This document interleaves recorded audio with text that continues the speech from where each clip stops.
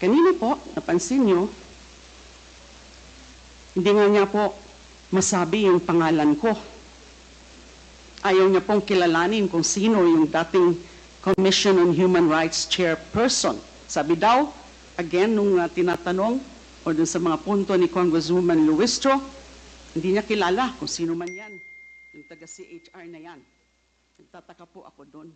He's lying when he said that he does not know Laila de Lima. How can he say that he does not know Laila de Lima? Unang-una, nung DDS, yung hearing po namin, yung CHR inquiry sa Davao on the DDS killings, siya po, as then mayor, ang pinakauna na tinawag namin as resource person. Di ho ba? Pangalawa, naku, kayo, narinig niyo ho yun. Napakaraming mga okasyon, mga public pronouncements niya na ako ay tinitiran niya, ako ay binabastos niya, kung ano-ano yung mga sinasabi niya sa akin, binabantaan din ako. You will rot in jail, Laila de Lima. And isa pang naalala ko, nakita niyo rin po siguro yun, noon pong first SONA, di ba? Linapitan niya ako, kinamayan pa niya ako, so hindi niya ako kilala.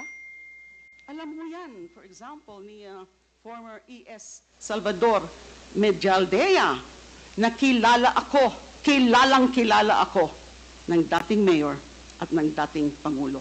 So he is lying. Maraming salamat po. Thank you, Senator. Iba na kasi ang doon niya kasi hindi mo kilala. Mr. President, may I remind you that please refrain from talking unless you are recognized by the Yes, I chair. was just making a statement. Yeah, Hindi ko siya nakilala. Iba ng hair doon niya eh. I'm just reminding the Pati yung kulay ng resource buhok. person. Thank you very much, Sir, former I have to Senator respond Trillanes. to it. This Former guy President, is with all due story. respect, with all due respect, I'll have to follow the rules.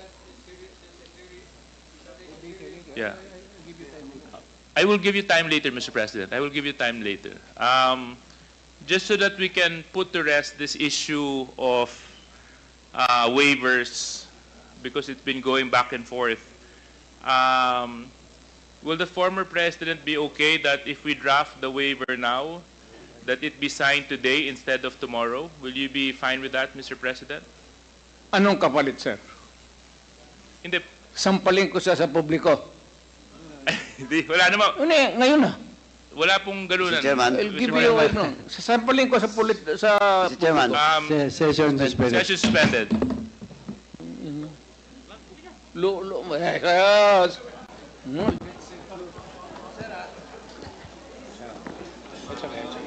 Sabi